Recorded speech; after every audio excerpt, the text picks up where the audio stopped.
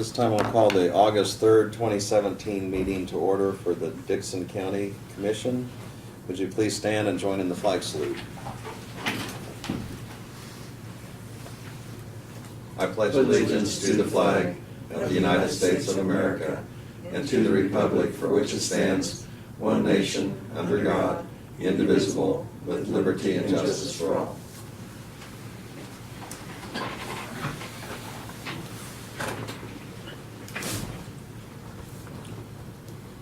Okay, the first thing we have is the approval of the agenda. We do have a couple of items to add. That of a federal aid bridge inspection, and this is a project through KDOT. And then if our attorney is here, we will have a 10-minute executive session. I talked to Doug, he doesn't want to do it today. Oh, I'm sorry. okay.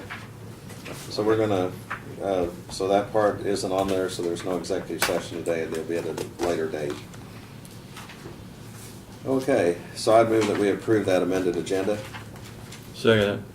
We have the motion and the second. Any further discussion?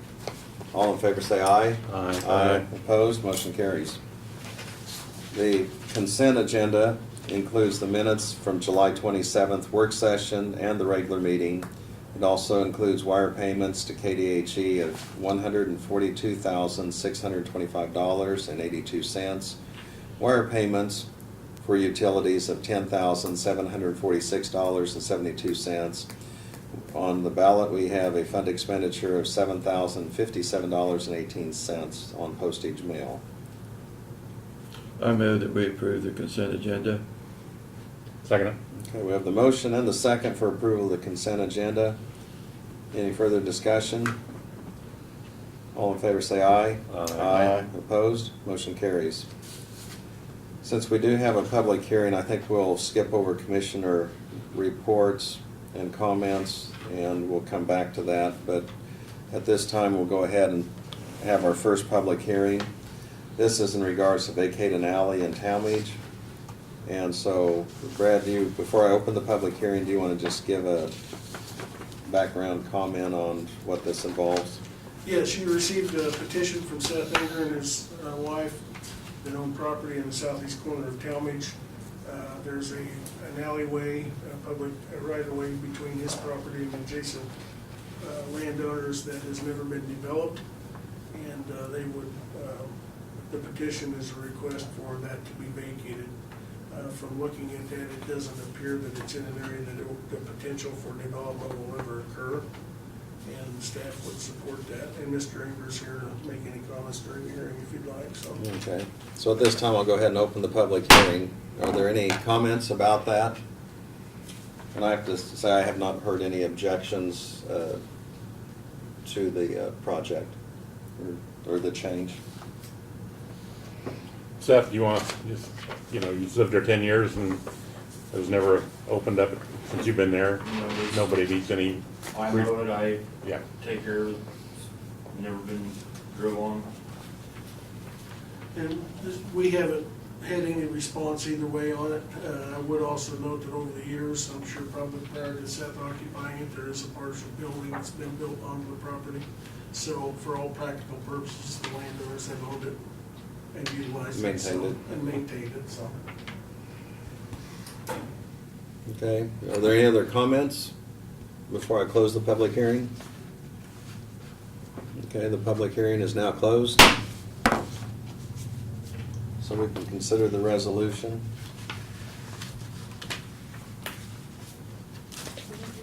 Yeah, I handed it to Go him. ahead and hand it back the resolution number. We need the resolution, so the number that is. Whoever went. Oh, you handed it to me. I was Just thinking you give were me a- signing it. just I a- move we approve resolution 08-03-17. I'll second it. Okay, we have a motion to adopt the resolution 08-03-17. And the second, any further discussion? All in favor of passing the resolution, say aye. Aye. Aye. Opposed, motion carries. So we'll sign that and, You're proud owner of a brand new baby alley. yeah, hey, thank you for coming. Thanks. Can't close your mouth. Sure.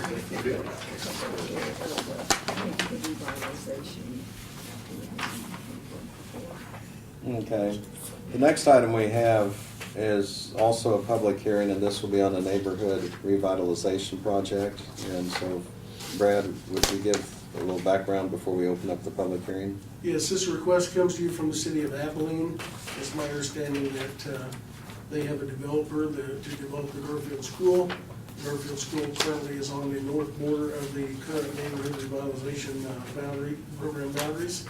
And their development is contingent upon being included in that program. And so the city has requested, I'm sure us and then the school district, I'm sure, but to include that, amend that boundary to include Garfield School. Obviously, developing that school would be a very positive thing for the community, and the staff recommendation is that it'd be a good thing, and we support that. And James Holland is also here from the city to answer any questions or any additional details. Okay, so I'll go ahead and open that public hearing.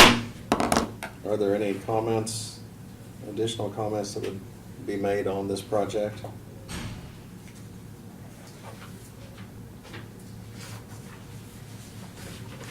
As Brad mentioned, this had gone before the city of Abilene, and so they have passed it, and so we need to finish that, our part of it, for that to go into effect. And we have a signature from B. Marshall, Mayor of Abilene, on behalf of the city. You had a comment, or? Yeah, well, it's, like I say, it's a benefit to have somebody come in there and preserve that building and have a good use for the people of Abilene to be able to utilize that building. So, like I say, it's very favorable to be able to keep those buildings intact. And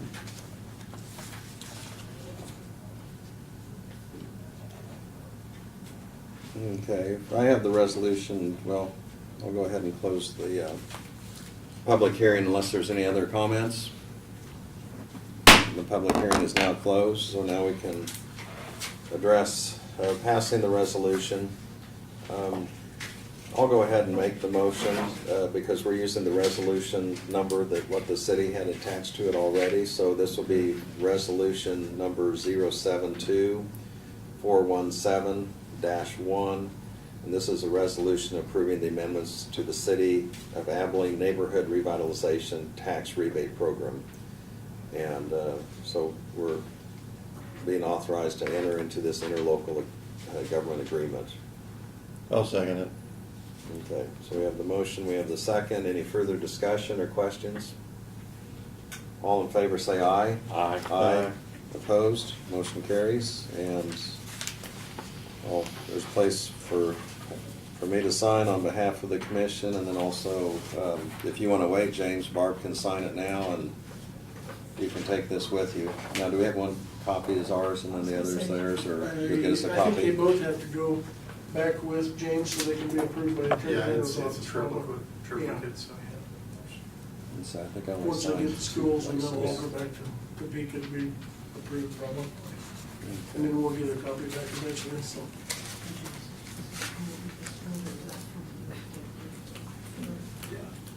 Since it's an interlocal agreement, the attorney general's office is going to approve it.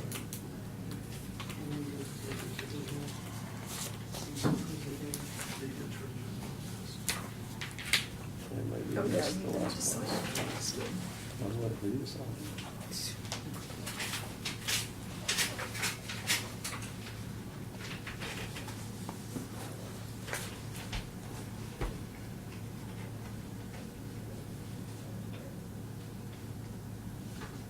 And James, you're welcome to stay for the remainder of the meeting if you like. But As long as they do. if you have busy things on the schedule, we'll actually be finished probably in 10 minutes. Would you have my girls take a copy of just that front page? Yeah. And that would, that Sure. part of it? Sure. Okay, thank you. Okay, at this time, we'll go ahead, commissioner comments or committee reports, and Craig, we'll go ahead and start with you. Yeah, usually I'm not very talkative, but last Thursday I was phone conference with the North Central Regional Planning Commission. It was the High Patrol was there for the major presentation. Can't think of what it is. What do they furnish the funds for, Brad? I can't remember now. Was it for Homeland Security? Homeland Security, yeah, that's a hard one to remember. Okay. Yeah, we're the agency for that. Pat was on the call in too, Pat, our North Central Regional Accountant. She said that's gonna be her last, proper guess, and that's gonna be the last year for that. And then there was some discussion, and we've been talking about it, which I haven't mentioned, there's what they call food deserts in the area of the 12 counties, so the North Central Regional Planning Commission is getting involved in that. So that night, Gareth and I attended the meeting in Chapman for the Justice Center. Excellent turnout. There was 24 people besides Garrett and I, made 26. Lasted about an hour and 40 minutes. Thought it went well. We had a couple people there that questioned the need for it. You know, why we hadn't done something before. You know, how come we let the courthouse get as bad as we had? What were the one question was what the utility is going to be in the new building? You know, something that no way of knowing until you get in there. You can estimate, but they have an exact figure. I don't know. Then Friday night, I came into the Sister City program. It's the Japanese program they have with the city over in, it's the 33rd year. I didn't realize it's been going that long. They had 20 youth and 4 sponsors. I thought that was, you know, to have 4 sponsors for that. You know, because the oldest one was 15, the youngest was 13. Really quite amazing. And then yesterday, Doug and I attended a community advisory board meeting over in Junction City for an hour and a half. That's all I have. Okay, thank you. Laverne?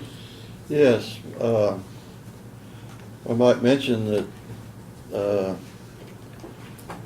Fair Week is in progress, and like I say, looking forward to the parade this afternoon, and a lot of judging has already been taking place the last few days there at Stirl Hall and at the fairgrounds, and I did attend the foods judging yesterday, and was able to buy a beautiful purple ribbon chocolate cake and also an apple pie, and they're both very good. You didn't bring them? I've been, like I say, enjoying them at home. Oh, okay. So the 4-H kids, like I say, it's really great experience for them to be able to do projects like that and learn skills that they can use throughout their lifetime. And like I say, I think with the cooler weather that we're going to experience here this week, should be a great week for the fair. That's all I have. Okay.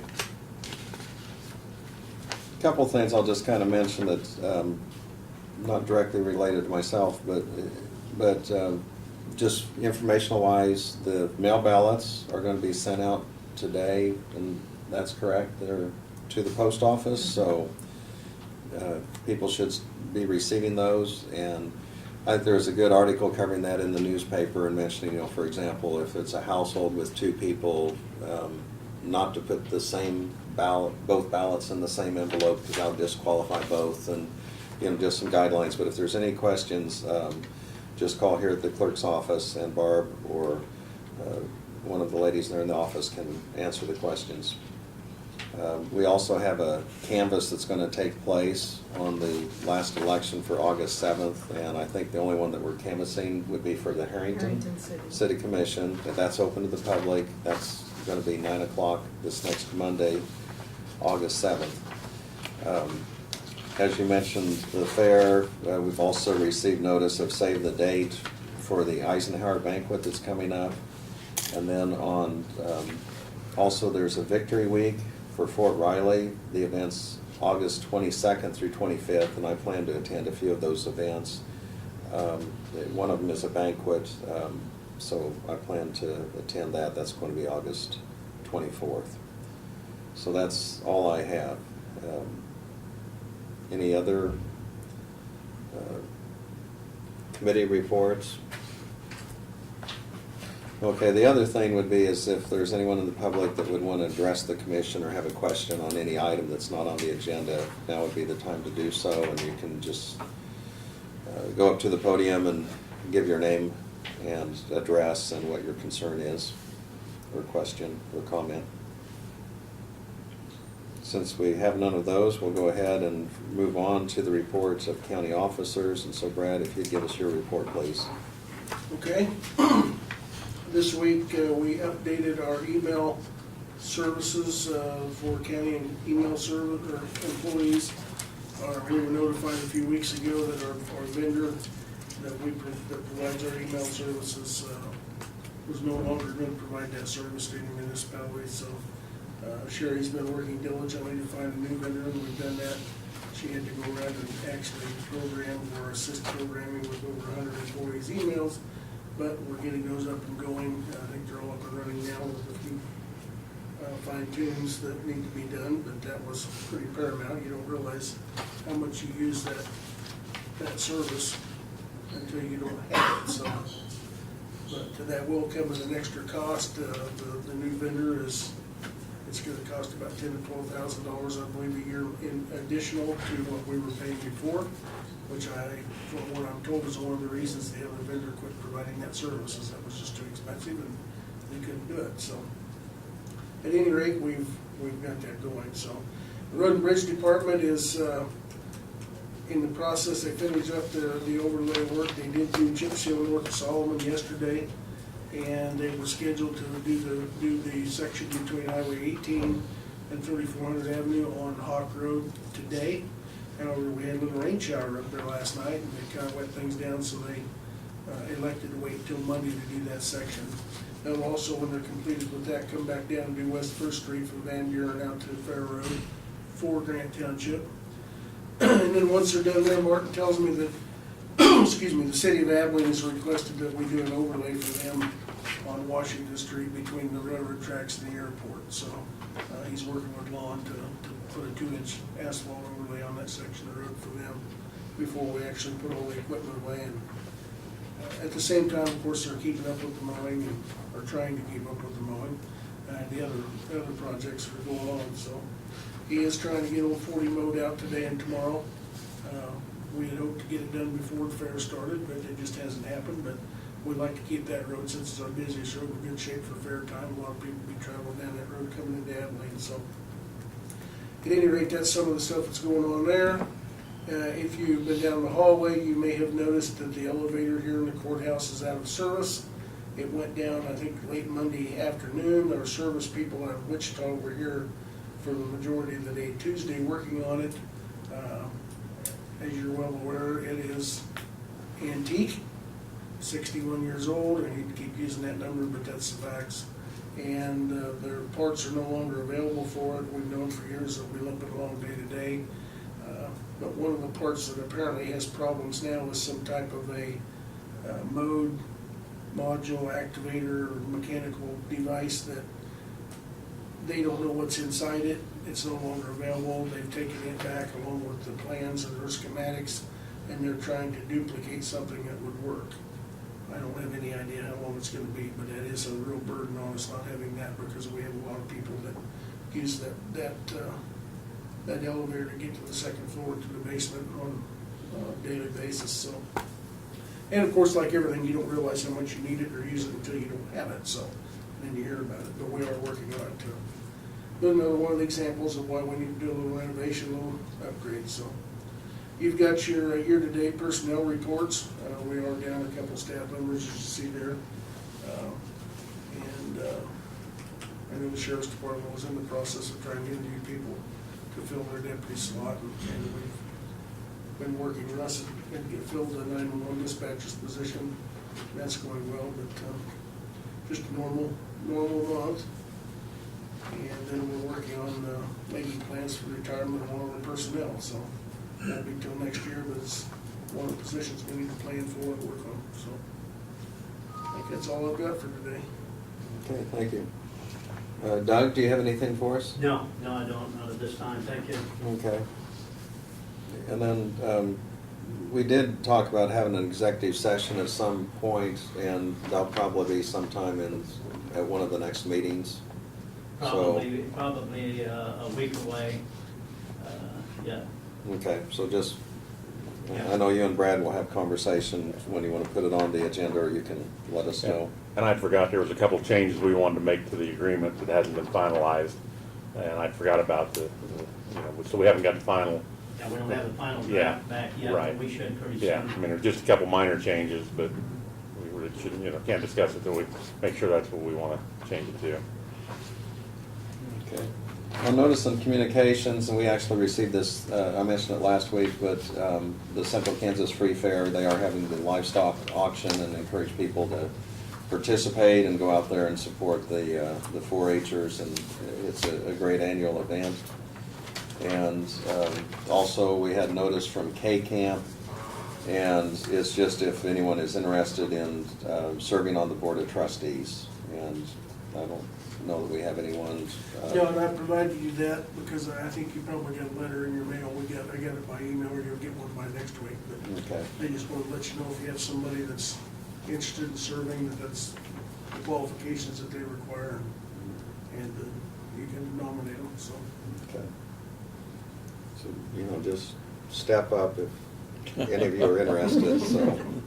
No, And it's well-served, and we have people throughout the Yeah. state, so People are doing a good job right now. They are. vote of support. Yeah. There you go. Okay, the only other thing we have is the addition of to the agenda. This is in regards to the federal aid for a bridge inspection, and this is a KDOT project or agreement. Brad, would you want to brief us on that? Yes, this is an agreement with KDOT for them to conduct bridge inspections on some of our special bridges, specifically our fracture critical bridges, and to also do our underwater bridge inspections that are required to be done every 4 years. There's three different bridges that this agreement covers. One is pin and hanger and underwater. We don't have any pin and hanger bridges, but we do have several that have to have the underwater inspections done, like the big ones on the Smoky Hill River.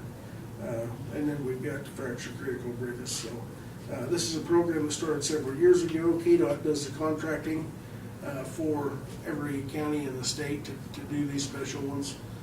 It's paid for out of our federal aid money, and they take it right off the top before they distribute that money out to us. But because they are our bridges, they require a signed agreement, and that's what this is. Okay. Was there a dollar amount in there?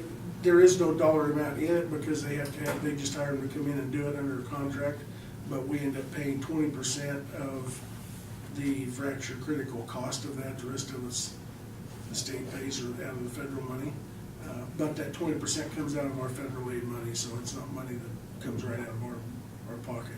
We just don't get it when they hand the federal aid down. It comes out of it first, if that makes sense, so.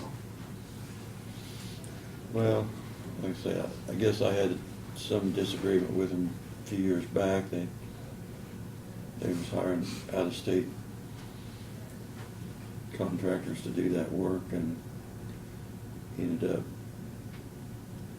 I thought, caused us some problems that we shouldn't have had. But is this the same deal? I think you're referring to the other regular inspectors that did that. I don't know.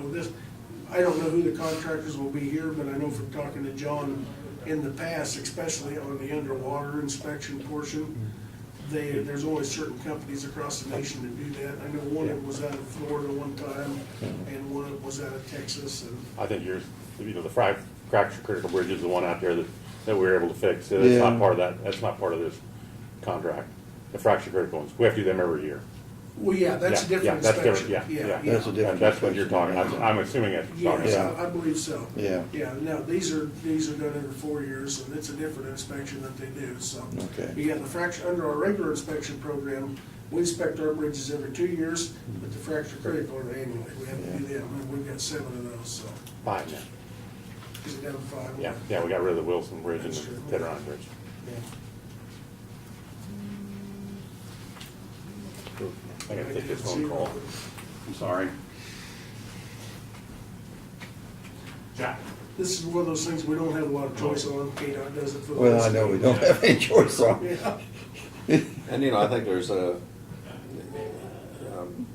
always kind of found one of the aspects of this interesting is there's a public trust that bridges are okay, and you know, you think of all the bridges that you cross, not just in our county, but as you travel across the country, and to know that there are inspections in place and people are looking at it, because you know, you just depend on that. And every once in a while you hear some stories across the nation where some bridge failure has created a lot of difficulties, so. And that's the last thing we want to happen, so. Yeah. I'll wait a minute or so and see Yeah. if Craig finishes up, and if he doesn't, we could still, It's kind of similar to that public trust that carnival rides are saying. You know, and one of the reasons the statutes come about to make those inspected. Although the one back east that failed a few weeks ago had just been inspected that day, I think. And Yeah, that's, that was a Kinda- little disheartening. yeah, it is, that sometimes inspections are not 100% guaranteed Right. that everything is, because even inspections can miss something that's important, but This inspection is only as good as the person doing it, I'm sure, so. well, you know, a lot of the inspection regulations, if they put in place, could really, you know, change the cost and bottom line of a lot of that. And of course, you have to balance that with public safety, obviously. I've seen some emails just recently that there were a lot of cities and counties out west especially that actually operate a county fair that weren't gonna have one number of carnival rides this year because of that inspection cost. well, yeah. Yeah, it's, regardless what side you're on, but it's the safety, if you don't feel comfortable with the safety, well, it will shut down some of those carnivals because they, If you have to stop thinking about it, it's probably time to be doing something. Yeah, it's but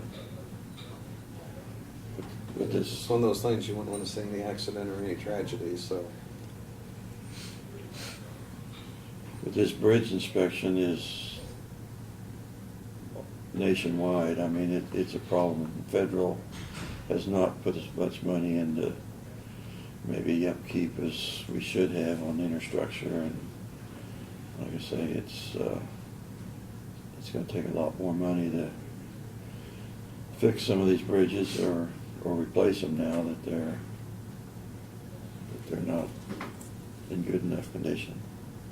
And you know, the same thing goes for that does for our justice project or anything else. You know, as we continue, construction rates and expenses continue to increase, you just sit back and hope that when those bridges do need to be replaced, that there'll be some aid available to help pay for it.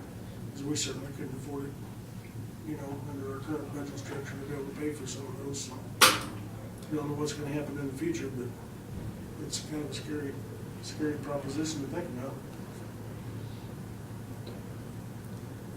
I don't sense that there's any disagreement or such on this particular issue, and since Craig had to take this call, I think we can go ahead and move on this. I'll go ahead and make the motion that we enter this federal aid bridge inspection agreement through KDOT. I'll second it. So we've got the motion and the second. Any further discussion? All in favor, say aye. Aye. Opposed? Motion carries, and you can just note that Craig was absent on that particular vote. Okay, well, He's coming back. sounds like he's coming back, maybe. Well, we really don't have anything else. Are there any other items to bring before the commission? Otherwise, I'll go ahead and make the motion that we adjourn. I'll second it. Got the motion and the second. All in favor say aye. Aye. Opposed? Motion carries. We're adjourned.